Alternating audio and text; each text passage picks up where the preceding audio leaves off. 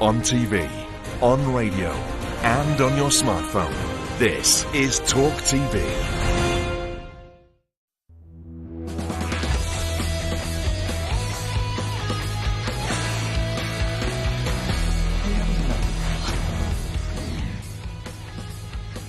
Welcome to The Talk, my friends, live on Talk TV, the home, of course, of Straight Talking. I'm Jeremy Kyle, and tonight we're discussing the Prime Minister's plan for people claiming benefits to buy homes. Also, as the cost of filling a family car hits £100. We'll debate if profiteering petrol stations should be named and shamed. Plus, we're talking about Prince William. Yes, he went undercover to sell the big issue. Work that one out. Joining me on the panel tonight, political commentator Esther Krakow, Talk TV's legend Mike Graham, Isabel Oakeshott, of course, lovely to have her, journalist JJ and Nisi Obi. That's how we line up. But first tonight, two British men captured by Russian forces whilst fighting in Ukraine have today been sentenced to death. Aidan Aslin and Sean Pinner were captured in Mariupol in April. They may now face a firing squad after a sham three-day trial that has sparked huge international outrage. According to Russian state media, the men pleaded guilty to training in order to carry out terrorist activities and were accused of being mercenaries fighting with Ukrainian troops. Now, Aidan's mum and brother Nathan appeared on the news desk in April pleading for the British government to intervene. Act now while you've got the time to act. You've got two British citizens on the line being forced to say whatever the Russians are putting in their mouths at gunpoint, whether they show it on the camera or not. And it's a moral obligation to do something about it. Now, tonight in the Commons, Aidan Aslin's MP Robert Jenrick slammed the treatment of both men. Both are prisoners of war who deserve to be treated appropriately and in accordance with the Geneva Convention. Instead, the Russian army have put them on a Soviet-era show trial and earlier today sentenced them to death. This is completely unacceptable and the most egregious breach of international law. Earlier, Foreign Secretary Liz Truss tweeted saying she condemns the sentencing of Aidan and Sean and called it a sham judgment and is doing everything she can to support them. I'll kick off with you, Mike. Can or should the British government be doing more to support these two? It's very difficult to know what they can do, really. I mean, the thing about Aidan Aslin is that he's been doing this kind of thing for a while. He went out to Syria in 2015, came back to Britain, was arrested, charged with terrorism offences, went out again in 2017 to Syria to fight for the Kurds against ISIS. Now he's in Ukraine fighting on behalf of them against the Russians. I'm not sure. I mean, I think Britain has to be quite careful about what they threaten to do, because if you try and sort of poke the Russians and say I mean, it's fair enough to say treat them as prisoners of war, because that's what they should be doing. But, I mean, if the Russians decide to execute them, I'm not sure that Britain can do anything. Isabel, we talked about it off air.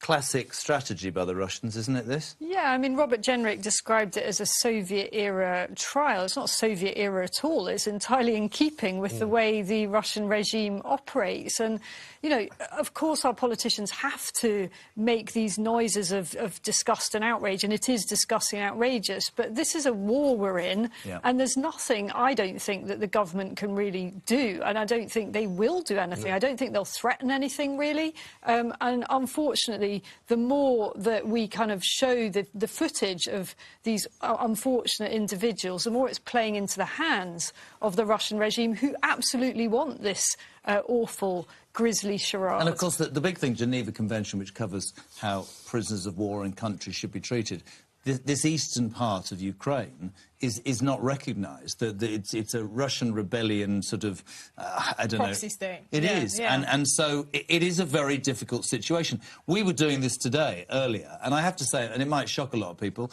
the majority of people were saying, well, you've put yourself in a war situation. This is the reality, as you're saying, however hard that sounds.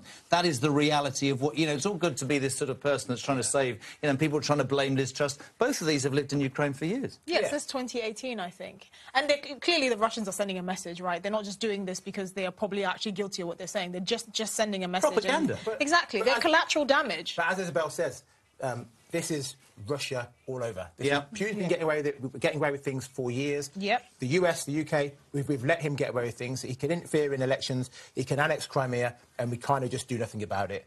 Ultimately, the way to stop him, unfortunately to say it, is to go in there with all our troops, bomb the hell out of the place, kill Putin and lots of civilians. But, of course, none of us want that to happen because I'm terrified. If we send any troops over there, Putin's going to press that button and the war's going to be destroyed. Yeah, well, it is a horrible story, and no doubt there'll be a lot of developments in coming days. Moving on, the Prime Minister today unveiled plans to allow housing benefit to be put towards mortgages and to extend the right to buy scheme. It was Boris Johnson's first big speech since narrowly winning a confidence motion on Monday. Here's what he said earlier. It's time to put this huge wall of money,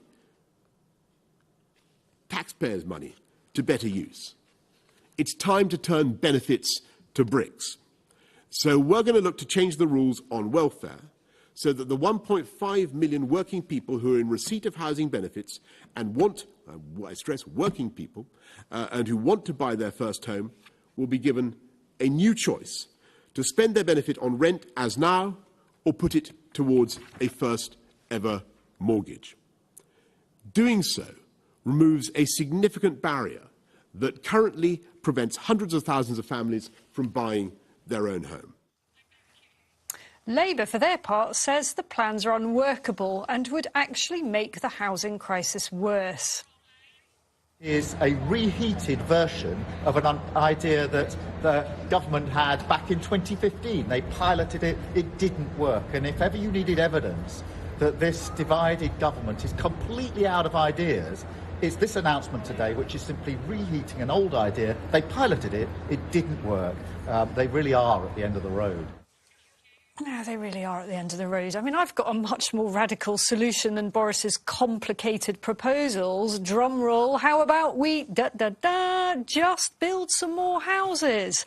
I mean, the one thing that I could agree with about what Boris Johnson said there was that it's time to put this huge wall of taxpayers' money to better use. I mean, yes, I think we should put taxpayers' money to better use, and personally, I don't think that better use is allowing people who depend on the state because they're not working hard enough to actually put that money from the taxpayer into buying a house, which I think is a privilege, not a right. You know, you've got to work to be able to afford. You're desperate to come in.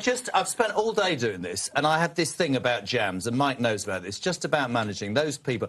I'm not dissing people on benefits. There are plenty of people on benefits in this country who cannot work, but I have to tell you as well, it's become a career choice. Now, you can go to university, go to work, or sign on. There are many people on the dole where it's comfortable. If you are saying to people, the jams, just on that line, the people who struggle at work to pay for their kids and pay for their mortgage, I'll tell you what, don't work and we'll do it for you. We should be looking. When that thing last week about the money to help with the bills, £650 plus 400 for people on benefits and 400 whether you're a millionaire or you're right on that line. There are plenty of honourable people watching this programme who work their backsides off to get through a day and they get no help from this government. That's why that's wrong. We should be supporting those people. I think that's right. I mean, they're talking about people that are on working tax credits, which is a mad idea anyway, because you're topping up basically the salaries and the pay of people who don't get paid enough money. That's not our job. You know, if the companies that you work for don't pay you enough, then the company should be paying more money to them. We shouldn't be subsidising corporations to pay people less money. And this whole idea is absolutely mad. You know, because as soon as they get a mortgage, the housing benefit disappears. And then presumably they'll go into arrears with the mortgage, they'll lose the house, and then what happens? Who owns the house then? It's pointless. I mean, it's completely ludicrous, but what's even more infuriating is it took Boris almost being chucked out by his party to try and be conservative, even though this is still not a conservative radically unconservative, I would say. Lower taxes so people can buy. I really have a problem with this whole idea of handouts. It infuriates me to no end because there's a psychological element to it which is very unconservative. Why would you, instead of encouraging people to work harder and keep more of their money, you want to hand them, make the state hand them more money? There's something so psychologically damaging that I have a huge problem with. Do you think, sorry, very quickly as well, do you think we'll ever recover from the pandemic and this new view that seems to be we need the government to bail us out of everything? Just look at the statistics. Since the pandemic, there are 1.5 million more people on out-of-work benefits at the very time when there are a record number of job vacancies. Absolutely. It doesn't suck up. You haven't come in on this one. No, we're going to move on. Oh, are we that quickly? Why? No, listen, I think it's a great idea to get people into housing. I really do. I don't think it's a case of people aren't working hard enough. There's nurses. I think it is. No, I don't think it is, because there's nurses who are getting working benefits, and they're nurses. I wouldn't say that they work less hard than anybody else. But this is not incentivising people, JJ, to get off their backsides. There are 3 million vacancies and 2.7 million people out of work. The truth of the matter is, what we're trying to say is, help people. But what about the people who work and never claim anything and never get any help from anybody in this country? So they should also be given aid. What do you mean given aid? Do you think the public money is this endless pot? Esther, no, I don't think it's an endless pot, but there is money there to be used and to help the public. And what I think is actually, if you are paying X amount of money in rent every month, you could afford to pay that money instead to a mortgage. Often, mortgages are cheaper. How about this fantastic idea? I know it's revolutionary. No one's ever thought about it. I haven't heard it yet. Lower taxes. Let people keep more of their money, right? Instead of saying, actually, give me more of your money so I can dole it out to people how I see fit, like Father Christmas. Let people keep more of their money. How is no one thinking of this idea? Well, this is some kind of socialist enterprise that's going on. Honestly. Where, I can't afford to buy a Ferrari. Would you like some money to help you? No. Oh, you know how you could afford to buy a Ferrari if you kept more of your money? I had a man this afternoon on Talk TV ring me up from Wolverhampton, which is in itself quite brave, and he said to me, he said, it's raining in the Black Country this afternoon. Could I just phone up Boris and get some umbrellas for? That's what we're going to get to, my friends. Right. Moving on. As petrol prices reach a record high, rip-off fuel stations could be named and shamed as part of a new government pump watch scheme. Loads to discuss. Will that stop the swindlers on the forecourt? We'll find out next to Talk Live on Talk TV. We're coming right back.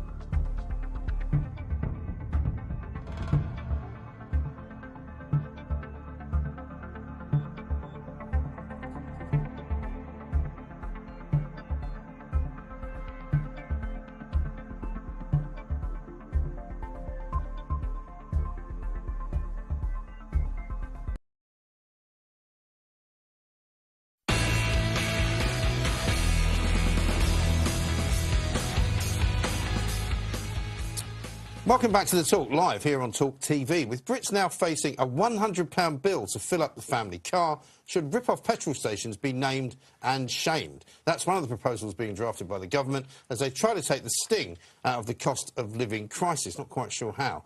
Dubbed Pump Watch, drivers could check a website which would show them prices at local pumps, allowing customers to shop around. It follows some greedy petrol stations failing to pass on the 5p fuel duty cut.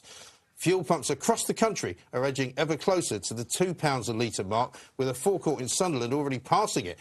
And I've been taking calls from people about this all day on Talk TV. And I have to say, we're well through the £2 barrier. I was actually £2.17 this morning was the highest I think we found before 1 o'clock this afternoon. I've just been told of somewhere in Chelsea, in London, where it's actually £2.48. Would you believe, which is extraordinary. So the idea that the government is going to make sure that some places are making sure that you get the 5p off, I don't think it's really going to matter. If you're paying £2.48, you're then paying £2.43. And also, the naming and shaming things all very well, but at the end of the day, actually, surely the point is that there is no choice. If you're going to buy petrol in any particular area, it's not as if you can get it for £1.50 anywhere. There's not much point in going, oh, great. What, you're going to drive around? £2.43, I could drive around for 3 hours and then I'll need even more petrol. I mean, I think we're going to get to a stage, JJ, where you start putting the petrol into the car and by the time you've finished, the price has already gone up by like 10p before you filled the car up. People get wheelbarrows out. This is a massive problem, because I also had another guy who rang in today who was filling his articulated lorry and it cost him £800 to fill up his lorry. Goodness, so people are going out of business. Yeah, it's mad, isn't it? I think it's despicable that people are, some of the petrol stations are profiteering from... We're in a cost of living crisis. Everyone's struggling. Is it the petrol stations, though, or is it further up the chain? Come on. Is it actually the people on the forecourt or further up? Well, I guess the people who own the stations, I don't know, but... It is, and it's further up, and some of them have actually said they absolutely want to be able to charge less, but they're being hammered by the also, providers. 50% of what's being sold to you, Jeremy, is tax. That's what I was just about to say. 50% of it is going to the government, so they could sweep that away in a stroke, couldn't they? Oh, my gosh, there's so many ways I really hate this government, but this is one of those things that really annoys me, because you're really passing the buck. Half of what we pay at the pump is taxes. Absolutely. If you think we're paying too much, cut taxes. It's really not brain surgery. Do we really have a conservative government? No. I can't wrap my head around it. Businesses are businesses. They're not charities. If you want businesses that look for the social good, look out for the social good of people, go to charities. Right? They exist for a reason. Businesses are not going to cut prices to be nice to people. That's not how they operate. They're businesses. If you want to make fuel more affordable for people, cut taxes. I mean, it just strikes me that this is such a pathetically lame policy as a response to a massive problem. What, we're going to set up a website. I mean, look, anyone can do that. You and I do that. It sounds like the old Cones hotline, doesn't it? What are we going to do? Neighbours can do that, can't they? I mean, it's not a response. We need to sound a bit boring about it, we genuinely need a proper, sustainable energy policy. Now, that's not a quick fix. The tax thing would be easily enough done, but longer term, we've got to fix this by sorting out our supplies of energy. Can we just spare thought for people like Jeremy Kyle? Who's going to pay for his private jet fuel? Talking about the cars and stuff, but how's Jeremy going to fly across to Barbados? Low blow. What about JJ, according to your policies, the government should pay for that, shouldn't they? Because they should be helping everybody. I don't Can I just say, if you're going to take me on, you have to get past Graham. Good luck. I know. Wait, what do you drive again? Just a normal car. A normal car? Like my Matchbox? What sort of make is it? I know. It's English brand, of course. I would like to say we've heard a lot over today and over the last few weeks about, I actually don't think it's the forecourt owners. I think it's further up the chain. We've heard excuses that it's about, what's going on in the Ukraine and Russia and all that. To me, my biggest criticism of this government at the moment, I was talking the other day about this quite a lot, is there doesn't seem to be any foresight. Almost every day in this country, people wake up to the latest disaster. Today it's £2, tomorrow it'll be £2.50. You can't afford electricity. Gas is a nightmare. You can't get a passport. You can't... Listen, there are many things that happened in the pandemic and things that have happened with Brexit, but there doesn't seem to be any forward planning. That would be my biggest criticism of where we're at. And nobody said... And you talk about a sustainable energy policy, of course. Just get rid of the green levy, Boris. I mean, that would just... I just can't even believe this. We're at this point where we have to even say it, right? This is supposed to be a government actually looking out for people's interests. One of the easiest ways to do that when you know people can't afford to live is to cut taxes. How can it take us to say this? Yes. Right? Well, one of the ways they tax fuel as well is they wait until they put the fuel tax on and then they add the VAT. So you're actually getting taxed on tax. Can I just tell you something a bit surprising, though? Because I was sort of thinking everything's going to pot in this country and so on, and, you know, the fuel price and all that. And I was talking to someone today with my international hat on who's based out in Dubai, and apparently the fuel prices there, of all places where you'd think that supplies might be pretty easily come by, have actually gone up by about 50%. So it isn't just us. You know, I know sometimes it feels like we're the only ones being It's about hammered £1 a here. gallon now, then, presumably. Because it's pretty So, cheap, yeah, isn't I don't it? know what it was It is before, pretty cheap, but it's certainly in other European countries. Again, people on holiday have sent me pictures of the prices at the pumps, and nowhere is as expensive as here. Nowhere. Never, never. Well, it looks like we're all getting a really hard time. But moving on, the government's social mobility czar has sparked outrage by saying people from poor backgrounds should take smaller steps rather than aiming for Oxbridge. Catherine Burblesing argued there's too much focus on those from deprived communities getting into elite universities and high-paying jobs. The former head teacher said more attention should be given to people taking small steps up the ladder instead. This is what she told the news desk earlier. What is wrong is when a child doesn't want to go to Oxford and wants to do something else, that's something that we don't admire, that we don't celebrate the young people who achieve so much, who aren't necessarily going to Oxford and Cambridge or aren't necessarily becoming top bankers or lawyers in the city. Yeah, I completely agree. I mean, I've always said this. I've always said that our idea of what success looks like is so infuriating because it's so narrow, right? All the movements you see to trying to increase diversity in certain niche fields at the top, right? That's how you see that someone's actually making it in life. If you see a black guy who's now a banker, or a black guy, a black woman who's now, I don't know, the CEO of a company, and I have a real problem with that. I think if you're putting food on the table, if you're making a life, if you're taking care of your family, you are successful. But it's this sort of mindset that makes people think they have to go to Oxbridge to be successful, or that, you know, to feel like you've made it in this country as a minority or whatever, you have to be in this high-flying job. And I just think you could be a bin cleaner, right? So far as you're taking care of your family, you're putting food on the table, you're taking small steps to get somewhere, you are successful. And I have a real problem with that. You know, at the last Thomas Sewell, his race report, he said, you know, there are loads of black kids that think they have to do a business studies degree to learn how to run a business. Or they could just become take an apprenticeship or something like that and actually work in a business. I find it so infuriating that we have this narrow idea that if you don't go to these top universities, you're not successful. It's ridiculous. Agree with you. I agree with you on that fact about Oxbridge is not the be-all and end-all. It's not be-all and end-all. But this isn't... They're not talking about race. No, You've spoken about race. This isn't about race. This is about poor people in society. You can be poor and white. You can be Asian and white, black and white. It's not about race. It's purely about where you sit in the socioeconomic scale. And in this case, I think... and that's why, with that point, I do agree with you that there can be too much emphasis upon it. But for me... Like, I don't judge success on going to Oxford. I don't go to... Yeah, but that's you, because you have a more broad... I know that, but I'm saying is I'm from that poor background, and people in my neck of the woods, they don't view Oxford and Cambridge as we must go to Oxford and Cambridge. They view it as you're saying, we've got to get a nice job, get a house, raise a family, have kids that can go to school. That is it. So I think it's a bit skewed, but I don't want to go down the route of saying, well, if a black person does or a black person does that, because it's not about race. I think you've made it... I'm sorry, I think it's completely not about race. The reason why I focused on it is because I do think this is... that. From what I see, right, whenever we talk about sort of diversity and improving, you know, visibility of certain people from certain backgrounds in certain fields, it's always the creme de la creme. You want to see, like, for instance, the Oscars so white thing, right? You want to see people of a certain colour at this echelon of a particular field, and I have a big problem with that. We don't celebrate the average corner shop owner, right, saying he's successful, even though he's probably putting food on the table or whatever. But for that, that's a problem for us. That's why I focus on race. I know it's not just a race issue, but I do think that's where we push it when we never really had these discussions when it has to do with minorities, and I have a big... It's not about minorities, it's about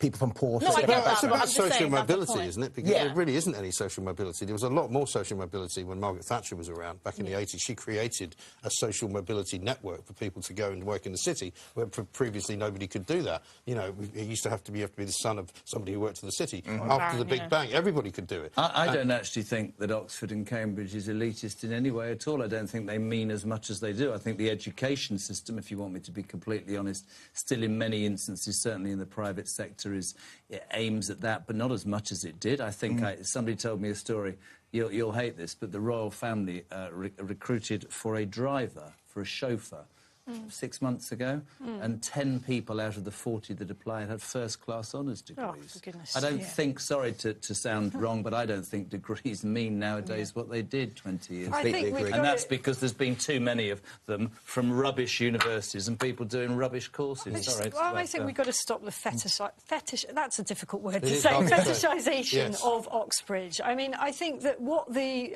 social mobility czar was trying to say was that there's no point in pushing people who are not actually really ever the best will in the world going to be suited to going to Oxford or Cambridge into those universities. There are different types of aspiration. Absolutely. I wouldn't go as far as what you're saying. I'm not saying it's not a success to have a stable job and look after your family and not depend on benefits or look to the state to buy your house for you. But it's just about perhaps setting up your own business. You know, I always think But Pimlico isn't Plumbers is success an very- amazing success story. You know, look at that as an aspiration. Somebody who started out as a plumber in a trade and built up this multi-million-pound company. That's success to me.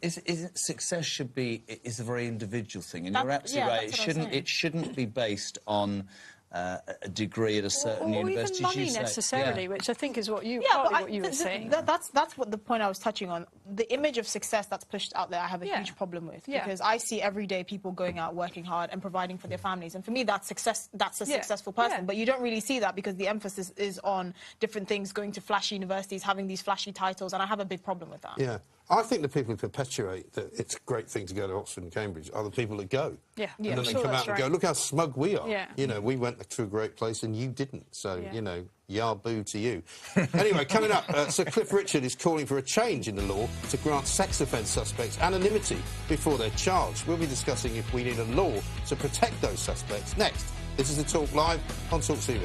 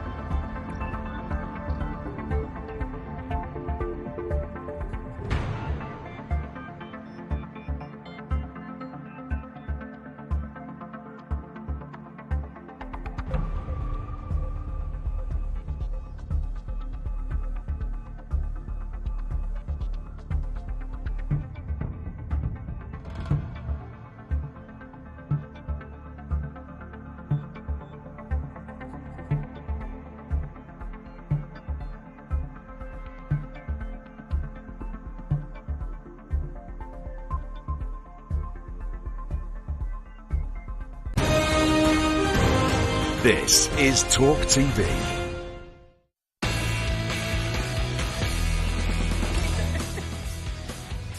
Welcome back to the Talk Live on Talk TV. Now, Catherine Ryan has revealed she called a television colleague a sexual predator to his face every day whilst they worked together on a show. Fellow comedian Sarah Pascoe said she'd also worked with alleged abusers. They discussed the difficulty of speaking out in show business. Have you had, because I had it recently, ever where you've done a job and then someone's contacted you and said, that's my rapist? No! Oh, I had it on a job recently where I've had to go to the channel, and it's that whole thing because you feel such a responsibility. I've done a show with someone whom I and you believe is a predator. Yeah. But I mean, like, what am I supposed to do? I thought about that. I was like, what do I not do it? Yeah. But it's such a messy thing because, like, I don't have proof.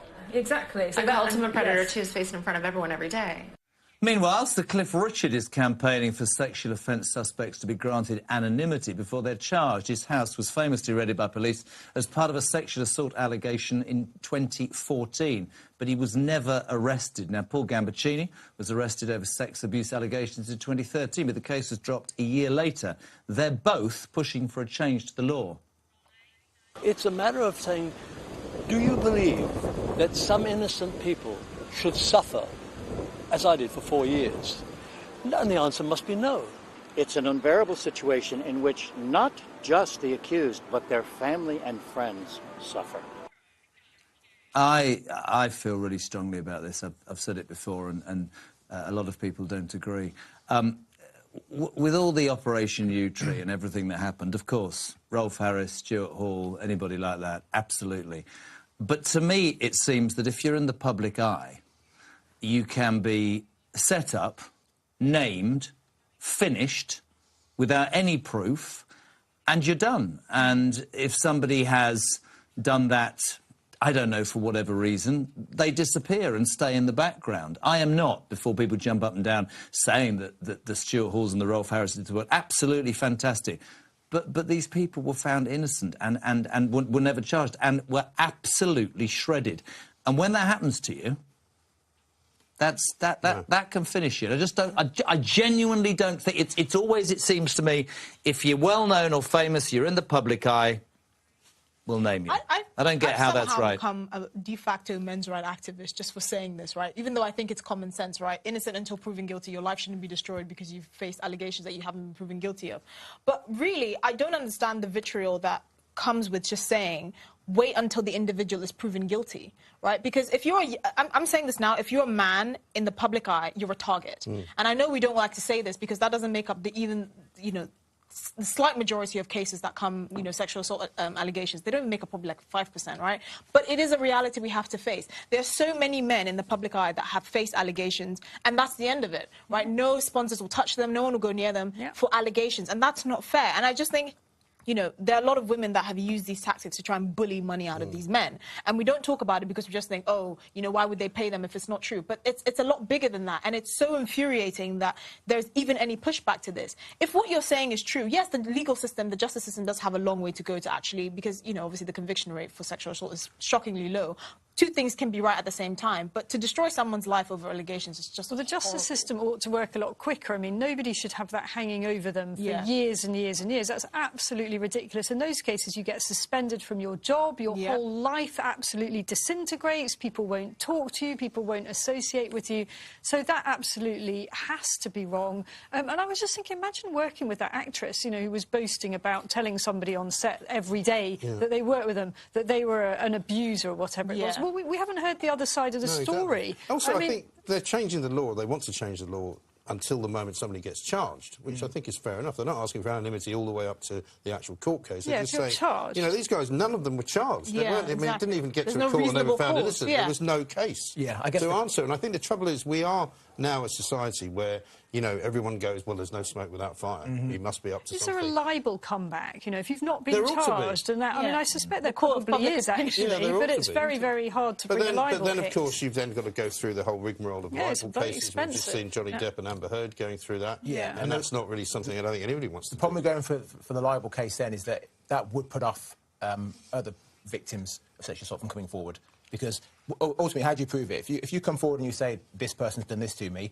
and actually that person doesn't get charged, it doesn't mean that person's lied. It means there wasn't enough evidence, perhaps, to prosecute. That's one of the complications of it. Yeah. So to say we should then libel somebody who comes forward... Well, that's why anonymity is the answer, isn't it? And then you can't be libelled if nobody knows who you are. Exactly, because the thing is, they're always paparazzi sniffing around. I would even go as far as saying there should be a statute of limitations on these things as well, because I don't think it's fair for someone 20 years later... Oh, I agree with you on to that. have, you know, this... Totally have this life destroyed over an allegation, and 9 times out of 10, there's no proof because it happened 20 years ago. I think you're right to the point of when they're charged, but all of absolutely the speed by which our justice system works and the vitriol one gets with the advent of social media and everything, you're finished, I suspect. I mean, how many people were...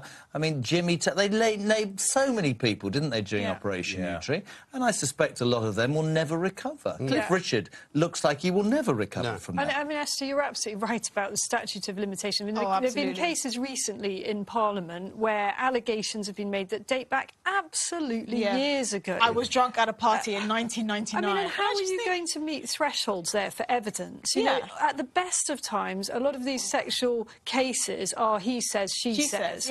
And that becomes so much more difficult if it was years ago. I do think that, any limitations wouldn't apply if we're talking about children, because obviously you need them to be able to reach a stage where they can bring a case. Exactly. But I don't know what an appropriate level would be to set, you know, a cut-off point. We should have that debate. You know, Parliament needs to have that debate. Maybe it's 5 years or something. I don't know. You can't go dredging things up from ages ago if you were empowered to bring the case at the time.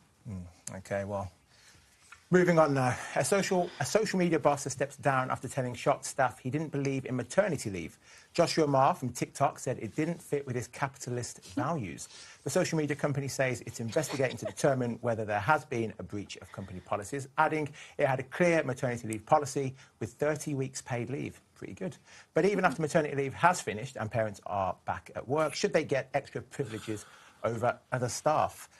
I love the way he just came out with that. I know. It's so brave. But the thing is, it's not actually, and from a cultural perspective, it's not very weird, right? Because maternity leave is actually very, you know, strong in many parts of the Western world, but in other parts of the world, it's just not a thing, right? If you have a kid, the expectation is you stay home, take care of the kid, your husband. There's not many countries that don't have it. It's like the USA is the big one. Then it's like something like Papua New Guinea or something. But the thing is, it's not taken as seriously, right? Because culturally, it's just different, right? I mean, I suspect in someone like China, if you're asking for 30 weeks paid maternity leave, you'd be laughed out of the room. I don't know about China. It'd be interesting to find out, wouldn't it? It's kind of ironic, isn't it, that his name is Ma, which is short form mother, you know. It is a very odd thing to say, but again, crazy, isn't it? I mean, this is a guy that's got a pretty idiotic opinion. I don't mind the fact he said it. I don't care that he said it. I think paternity leave's the biggest. Paternity, Well, most men with a new baby, trust me, I've done it 5 times. They don't want to wait 2 weeks. They want to get back to work. My second one, I was offered paternity leave by the second one. The second one. Is that child, wife, marriage? Second child. They said you can have 2 weeks off if you want. I had 1 week. I was desperate to get back to work. Yeah. You know, I didn't fancy hanging around at home. So, what about this moving on? You said something about when they get back to work, should they have what? What do you mean? Inbuilt creches? Should they get extra privileges? Yeah, like first days on holidays. I've heard of that, actually. Definitely not. Basically, like... Isabel, do you think they should? I don't really. I think that, you know, good employers are going to be as accommodating as possible, but I don't think it should be at the expense of people that don't have children, really. I just think, I actually disagree with that. Just because I think we need to make society more accommodating. I feel like we're becoming a sort of less child-friendly society. Really? And because the way look, 40, 50 years ago, you didn't have sort of problems like this because mums weren't expected to sort of go back to work immediately after kids, and, you know, husbands and wives were juggling childcare in this way.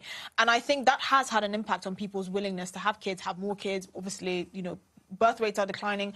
I don't think necessarily be as strict as say, oh, parents get first dibs on Christmas holidays or whatever. But I do think we need to work towards sort of work cultures that are more accommodating for families. I genuinely believe that because I have more kids.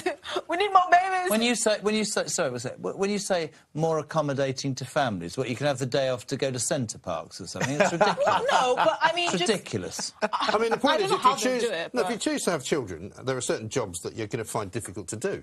You know, and responsibilities that you have. Yeah, exactly. And there are plenty of women, by the way, who do manage to juggle all of these just things. about it. And I don't think you need... But I think it's at the expense of the child, well, because they don't get as much parental Yeah, but that's their contact. choice. If they want to have children and then abandon them to a nanny all day because they've got a high-paid job in London, that's up to them. Really, why should they be forced to have to make that choice? At the end of the day, nobody's forcing them. children. No one's forcing you to have children. If you don't want to have any kids, don't have any.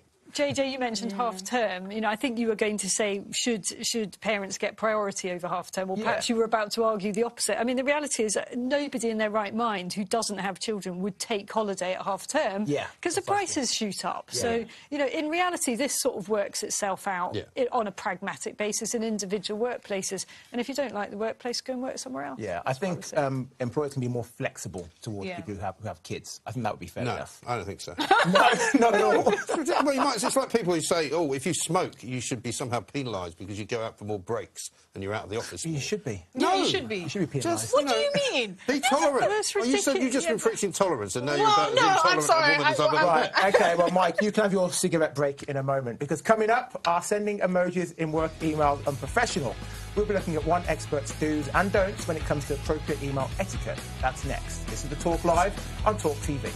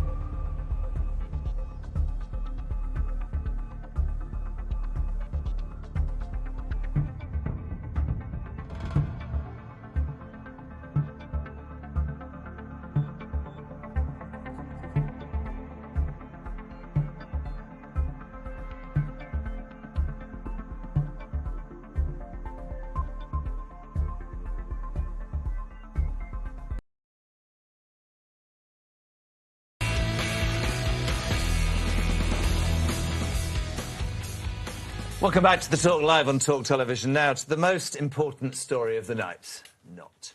It turns out you can use emojis in emails and still sound professional. Career development expert, yes, that is apparently a real job, says emojis can help provide context if they're used correctly. But she warns using too many is unprofessional, and the wrong ones could see you wind up in an awkward HR meeting. Do you use emojis? I do. I send the hearts and the smiley faces and the blush. In emails? Yeah. And the clap. And the whoop whoop. And the what? The clap. The whoop whoop. She's got the clap.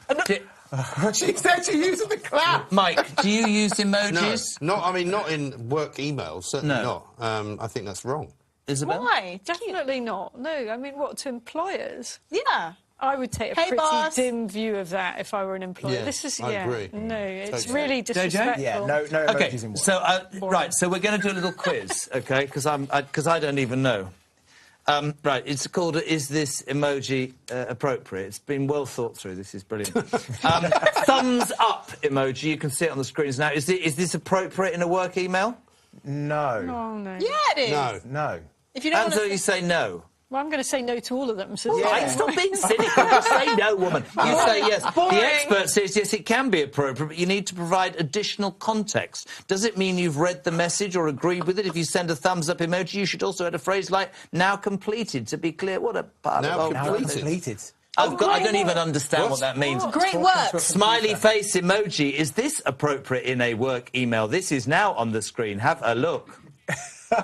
Is it appropriate? No. No. Definitely not. What People about are you? so boring. Oh, my gosh. The expert says it's fine. He says the best. Oh, it's her. Oh God, that'll be a debate. The best place to use this is an email sign-off, but don't use too many because then it can appear unprofessional. One's fine. 10 make you look like an idiot. My favourite, which JJ told me about earlier, aubergine and peach emojis. Are they appropriate in a work email? Can I have a look? Only if you work in the porn industry. I think. Well, expert says it is strongly advised you to not use either of these as they can have sexual connotations. There you go. So, How much do they pay these experts? I mean, seriously. Can you imagine? No, hold on a second. It's not a race thing. Can you imagine? Right? Can you imagine somebody went to school or went to university to become an expert on emojis, Isabel? I don't know. I've got no more to say It's a on great this gig. issue. But it's like kisses, isn't it? You don't put kisses on an email when you're Well, it sending depends it on at who work. you're Not on a sending it work to. email. Well, do you put kisses on emails to work? I can neither confirm nor deny that. I see. Good grief. Well, there you have it. Yeah. That's all the news that's fit to print. I think you're right. Right, my friends, time to move on to these short and sharp debates from our panel. It's time for small talk. Mike, you have our first one, I believe. I do. Apparently, pharmacists and nurses are going to be allowed to sign sick notes. Now, I didn't know that they still had such things as sick notes because I think you're allowed to have quite a few days off, aren't you? Before 3. I know. I think it's is 3. It 3? Yeah. I know that. In the past, I've had jobs where I was a manager of people, believe it or not. Wow. And, you know, there were many people who could get themselves a sick note for any number of reasons. And, you know, they were always dodgy and, quite frankly, not worth the paper they were written on. So the idea that you can now get them from a pharmacist doesn't really surprise me. I wouldn't trust them as far as I could throw them. But, I mean, no doubt you can't see a doctor. You wouldn't trust Yeah, I know. I wouldn't trust the sick notes. Oh, I right. thought you meant the I mean, pharmacist. if you're actually sick, surely you can't go to the pharmacy to get a sick note, can you? It might be online. When I had COVID, I had to get my sick note done via my You had a mobile sick phone. note? Yeah, I was off for like 2 months. So I had to get 2 months? every 2 weeks. I had to get a new sick With note. COVID? Well, you had COVID for 2 months. I had long COVID. Did you? Guys. Yeah. And Well, the yeah, sick that's note, sort of mid-term COVID. mid-term COVID, and the sick note didn't have any emojis on. Just See, to I be would have clear. fired him in the old days. If somebody was off for 2 months, I had a guy who was off for 3 months because I gave him a going over. I needed to say another word. And he took fright and decided he was stressed out and ended up... What exactly did you say to him? Well, the story's not important, but, you know, it wasn't that bad, is what I'm saying. But he never came back to work, and in fact, they shut the newspaper down, and he was still employed, sitting at home with his sick note. I think it's a ridiculous system. There's far too many sick notes already. I mean, this is a serious point. I've probably been a bit too serious on this programme all night, but actually, the number of people on incapacity benefit is already absolutely mad. We don't need more sick notes. We don't need to make it easier to have sick notes or for people to bunk off work. We actually need to make it harder, the opposite. I would actually proposition a love sick note for young people. Because we go through a lot. It's not about love or race. We go through that. What have you got, JJ? So Prince William has been spotted going undercover in a red vest and cap as a big issue seller in London. I mean, it wasn't much of a disguise. There he is. He's just literally dressed as a big issue seller, not undercover at all. But the charity magazine, which raises money for homeless people, had Will raising awareness of it and selling the mag. Even whipped out a card machine when a passerby walked past and said, "Got no change, mate." Like, it's all very good and well him doing it, but end of the day, he gets to go back to his cushy life. If you, Jeremy, don't roll your eyes What at me, do you Jeremy. drive again? It doesn't matter. No, but I've worked for my car. He's never going to tell you. No, but Esther, the point is I've worked for it. If William wants to make a difference to homelessness in the UK, especially in London, should you give them their ask house? Grandma to open some of the rooms up. Yeah? Oh, you're ask so Grandma to put the mean-spirited. No, I and know. Jeremy, when we spoke about this trying before, to do a decent thing. You're the we spoke Grinch. about the Pope before, Jeremy, yeah? And we're talking about poverty around the world, and you said, set a future gold ceilings, amigo. That's what you said.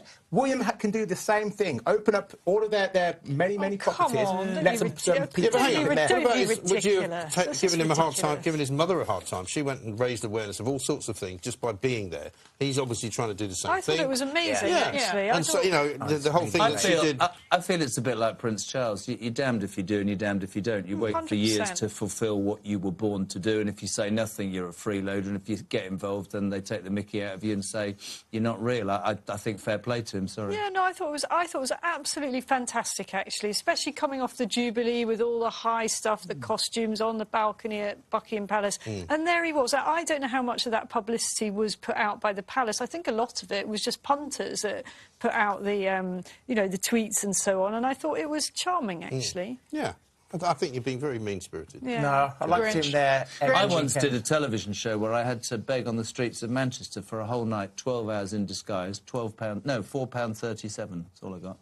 You can get What four did you things do from with it? Poundland. Did you give it back? Breakfast, lunch No, I and dinner.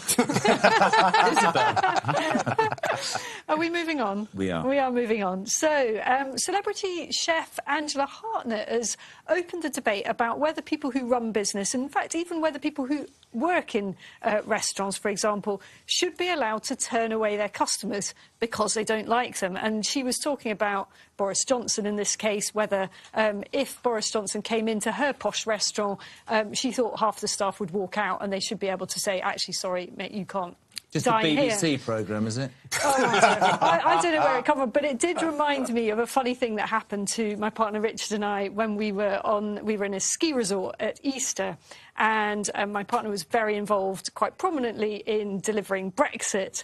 And we walked into this restaurant after a long, hard day skiing, looking forward to our fondue or whatever it was, and the maitre d' immediately recognised Richard. Brilliant. Tell me more. And his face just went like that, and he was like, I'm not letting you in. Like Did he? I mean, Really? Well, That's so the extraordinary, restaurant was absolutely packed, and there was a very awkward kind of exchange where he basically made it very clear that he had not forgiven Richard for his role in Brexit, and it would be very difficult to find a table for us. How did the Tice man respond? The Tice man, being an exceptionally charming fellow, soon managed to get us a table. And I think that the maitre d' clearly decided that he'd rather have the €150 than his principals. But as we left, he was still kind of smarting about it. We thought it was quite funny, but we didn't choose to go back to that restaurant. Have you been thrown out of any restaurants? I've been thrown out, but not because of who I am, just because of my general behaviour. But do you remember Robert De Niro said that Trump would not be welcome in his restaurants? Yeah, to which exactly. Trump responded, well, that's fine. Most of my voters can't afford $250 for a steak. Yep. So, thanks very much, but no thanks. Well, I think restaurant owners are entitled to do that. We thought it was quite funny. We took it in good part. I mean, these are Did you give a tip? private business. No. Most certainly did not. Esther, what have you got for us? Love potions to cure failing marriages. It is about love this time. I don't appreciate the timing of this. However, real love potions could become available within the next 5 years. Real love potion? Yes, so the drug, which includes the cuddle hormone oxytocin, could be used to spark romance. Oxytocin makes you cuddle somebody? Oxytocin. Well, why? The cuddle drug. For hugs and kisses. Right, while low-dose ecstasy could help couples fall back in love, a form of antidepressant may also be given to lovers who've been dumped. Would you take them? I'm looking at you, I would be very careful what I say. I think you need a dose of these drugs, Esther. This is harassment. I don't agree with it. I really don't. I don't agree with it. Why not? It's love. It's almost like you're trying to trick people then into falling in love by giving them these drugs. Are you telling them you're giving them, or are you just slipping it? I don't know. I think you might not want to tell them. I don't know. Because That's the other drug. that might have the opposite effect. I'm giving you a cuddle drug, so you know. Yeah. Yeah, that's. What I if it don't think doesn't that's work, how it though? Well. And we're talking about ecstasy and antidepressant. How do you know if it works? We're talking about ecstasy and an antidepressant. It's not a breakthrough. It's just some Not really. drug dealer. I mean, honestly, what a pile of tosh. Just give love a chance, Jeremy. Well, you don't need drugs for love to work, do you? I beg to differ. Some people do. It's because you haven't found... Oh, good boy, yeah. That little old blue regular one. Small talk. This is brilliant. Village swear jar raises funds to fix potholes. No, it did. Anglian villagers set up a satirical, swear box at the end of a heavily pothole-ridden road, claiming it's one of the worst in the country. Residents of Wrenbury in Cheshire, there you go. £50 notes going in there, mate, say the money from the swear box is to help raise money for the local council to repair it. Cheshire East Council said, we are constantly working to maintain the condition of our roads within very challenging financial constraints. Right. So you pay your council tax, right? The road's got holes in it, and you have to put money in a box so that the posh people have... I'll tell you why, shall I? Horse boxes. Yeah. And private jets. That's why there's a problem and also in Cheshire. those footballers low-riding cars, Supercars. Yes, all up like there, potholes. Alderley Edge. Yeah, sort of place Tice goes to. All that stuff going on there. Not right at I'm all. not here to answer for him. You just brought him up. But what about potholes? Do we think it's fair that the British public should pay council tax and then pay potholes? No, it's absolutely ridiculous. Yeah. In my neighbourhood, they just closed a road for about a week to put 5 speed bumps in it. Did they? Never mind potholes. Speed bumps. We had to wait 3 years to get our potholes. People care about this stuff, though. Potholes is like big. Potholes it's a big issue. And especially when they're roundabouts. Especially if you've paid £100 more to drive over it. Exactly. And then your wheels gone and you don't get that on insurance, do you? Or just got a scooter and no helmet and you can avoid them. So potholes, we're not paying for them, are we? Not paying for them, absolutely. Fantastic. Thank you very much indeed. That is it. You've all been amazing. That is all we have time for on the talk tonight. Thank you to our panellists, Esther Craker, Isabel Oakeshott, fantastic JJ Anisiobi. I'll be back on Talk TV for breakfast at 6:30 in the morning, followed by the legend that is Mike Graham at 10 o'clock. Next tonight, in for James Well, the incredible Kevin O'Sullivan. Have yourselves a great night. We'll see you tomorrow on the talk from 9 to 1.